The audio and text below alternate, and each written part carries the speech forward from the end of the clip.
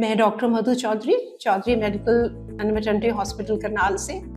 आज जिस चीज़ के बारे में हम बात करेंगे वो एक बहुत इम्पॉर्टेंट टॉपिक है और वो है कि सिजेरियन क्यों, मतलब नॉर्मल डिलीवरी क्यों नहीं, सिजेरियन के लिए डॉक्टर्स क्यों कह रहे हैं, इसके बारे में हम आपसे बात करेंगे। बहुत इम्पॉर्टेंट है, ध्यान से सुनिए, आपकी सारी डाउट इससे हम क्लियर करने की कोशिश करेंगे। जब भी पेशेंट डिलीवरी के लिए आती है तो दो तरह से हम उनको बता सकते हैं कि ये नॉर्मल होगी या सिजेरियन होगी।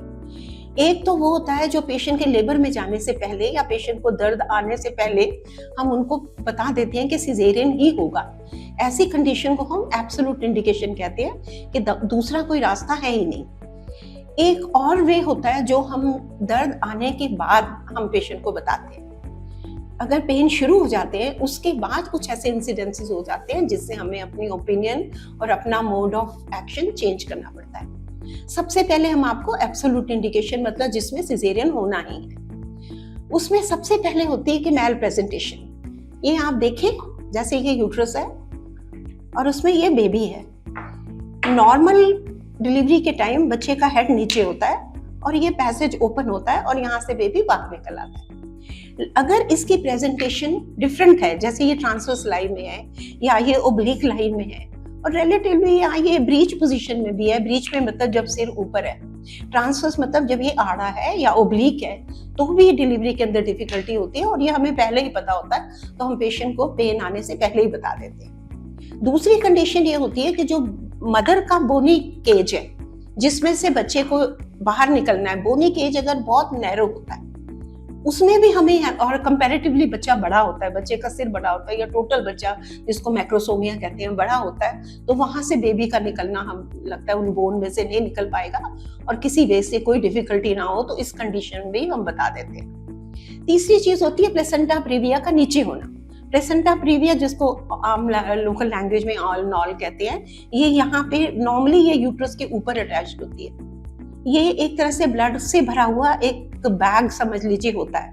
अगर इसकी पोजीशन नीचे की तरफ है जहां से बेबी को निकलना है और वो पूरी पोजीशन वहां पे है, तो यहाँ से बेबी नहीं निकल पाएगा क्योंकि इससे बहुत एक्सेसिव ब्लीडिंग होने का डर होता है। एक कंडीशन ऐसे ही प्लेसेंटा से रिलेटेड होती है जिसमें आईबीपी से या किसी और वजह से जो प्लेसेंटा है वो अंदर फट जाता है, जिसको हम एब्रप्शिया प्लेसेंटा कहते हैं, और एक्सेसिव ब्लीडिंग होने लगती है। उसमें भी हमें ये कहते हैं कि बिल्कुल एब्सोल्यूट इंडिकेशन है, नॉर्मल नहीं होगा।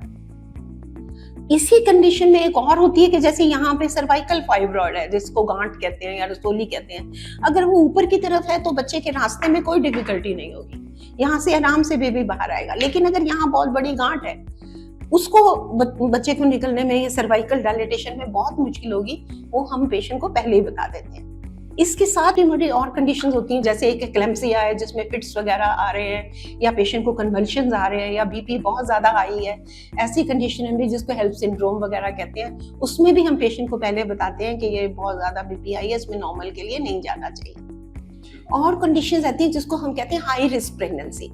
हाई रिस्क प्रेगनेंसी होती है जिसमें या तो पेशेंट की एज 17 से कम है या पेशेंट की फर्स्ट प्रेगनेंसी की, जिसको वो एल्डरली प्राइमरी ग्रेविड कहते हैं, 35 से ज्यादा है, या पेशेंट की जो कोई ऐसी मेडिकल कंडीशंस हैं जैसे किसी को डायबिटीज है या बहुत ज्यादा हाई ब्लड प्रेशर है, या जो बेबी है उसकी ग्रोथ अच्छे से नहीं हो रही जिसको इंट्रायूट्राइन ग्रोथ रिटार्डेशन कहते हैं, या बच्चे का पानी बहुत ज्यादा कम है, ये सब एसोसिएटेड कंडीशन होती हैं जिसमें बच्चे का पानी बहुत ज्यादा कम है, उसमें भी हमें नॉर्मल डिलीवरी के लिए, नॉर्मल के लिए ट्रायल हम नहीं दे सकते।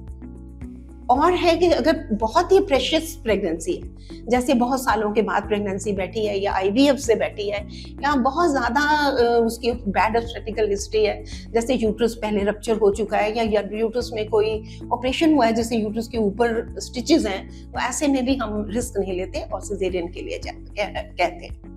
अब इंटायरली डिफरेंट कंडीशन वो हो जाती है कि जिसमें हमें पहले नहीं पता होता, हम नॉर्मल के लिए उनको एडमिट करते हैं और सिजेरियन के लिए बताते हैं। कई बार एमरजेंसी कंडीशन हो जाती है, हमें पेशेंट को बताना पड़ता है कि बहुत जल्दी सिजेरियन करना पड़ेगा, वो हम शुरू से लेते हैं। सबसे पहले कि पेशेंट को पेन ही नहीं आई, 40-42 वीक्स निकल गए, हम उन्हें इंड्यूस करते हैं। मोस्टली 80-90% में इंडक्शन हो जाती है। कई बार ऐसे होता है सब दवाइयों के, जेल के, टेबलेट्स के बावजूद पेन स्टार्ट नहीं होती है, तो उनको फिर हमें सिजेरियन के लिए लेके जाना पड़ता है। दूसरी कंडीशन होती है पेन स्टार्ट हो जाती है, लेकिन जो सर्विक्स है, जो गर्भाशय है, वो ओपन नहीं होता। इसको सर्वाइकल डिस्टोशिया कहते हैं कि उसमें कुछ इन्फेक्शन है या कुछ है, वो डायलेट नहीं होता। यहाँ बेबी बहुत ऊपर है, नीचे नहीं आता। यहाँ बहुत लंबा ड्यूरेशन हो जा रही है और उसमें कोई प्रोग्रेस नहीं हो रही, इसको प्रोलॉन्ग लेबर कहते हैं। उसमें भी हम पेशेंट को सजेस्ट करते हैं। तो आप ये मत सोचें कि पहले आपने नॉर्मल के लिए एडमिट किया और आप सिजेरियन के लिए कह रहे हैं। इतना टाइम भी नहीं होता कि हम पेशेंट को समझा सकें। वो होती है कॉर्ड प्रोलैप्स। कॉर्ड मतलब जो नाड़ू होता है बच्चे का, वो बच्चे के आने से पहले नाड़ू बाहर आ जाता है। कई ऐसी कंडीशन में होता है जिसमें बहुत ज्यादा लीकर है, वो ज्यादा हो, उसके साथ वो भी बाहर आ जाता है। तो उसमें तो हमें विदिन 5-10 मिनट्स बच्चे को निकालना पड़ता है। फिर कुछ ऐसी कंडीशंस हैं जिसमें मदर ही ज्यादा कोऑपरेट नहीं करती या वो टॉलरेट नहीं कर सकती और मदर को जिसको ये कहते हैं कि डिस्ट्रेस होने लग जाती है, उसमें भी हमें रिलेटिवली कंपैरेटिवली सिजेरियन करना पड़ता है। ये सोच के सिर्फ होगा। फिर एक कंडीशन होती है जिसमें सब कुछ ठीक है लेकिन सडनली बच्चे की दिल की धड़कन कम हो जाती है। जैसे हम एनएसटी लगाया, जब हमने एनएसटी के टाइम हम बच्चे की धड़कन देखते रहते हैं, उसकी आवाज़ सुनते रहते हैं। अगर हमें उसमें लगे कि बच्चे की धड़कन बहुत ज़्यादा तेज़ हो रही है या बहुत ज़्यादा कम हो रही है, तो फिर भी हम ज़्यादा वेट नहीं करते। उसको कहते हैं फीटल डिस्ट्रेस। एक और कंडीशन जिसमें हमें सडनली करना पड़ सकता है कि जैसे पेशेंट का लेबर पेन शुरू हुआ और मेम्ब्रेन रप्चर, जिसको लीकर कहते हैं, अगर लीकर लीक हो गया और वहाँ मुकोनियम आ रहा है। मुकोनियम मीन्स कि बच्चे को सांस लेने में दिक्कत है और बच्चे की जो जिसको पॉटी कहते हैं ब्लैक या ग्रीन कलर की, वो पास करने लगता है in the beginning of labour, तो वो भी एक this is indication of caesarean. बाकी विश्वास दीजिए, विश्वास लीजिए, अपने डॉक्टर के पास जाइए, जैसे वो कहेंगे वो आपके लिए ही अच्छा होगा। Thank you so much. Take care.